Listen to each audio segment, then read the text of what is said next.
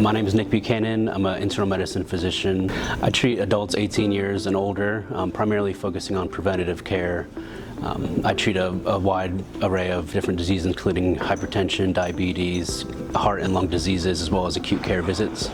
My interest in healthcare began seeing the care my grandmother received in the last several months of her life.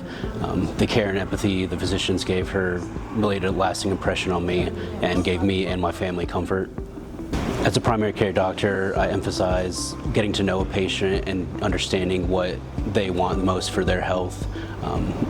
I take time to listen to my patients and use evidence-based medicine, shared decision-making to figure out what the best route forward was for my patients' lives. I moved to coastal Georgia as a teenager and really became home during my most formative years. My wife and I always knew throughout undergraduate, medical school, and residency that we would return here to raise our children to make it a permanent home. I enjoy golfing and spending time outdoors. I also enjoy spending time with my wife and daughter, traveling and experiencing new things together.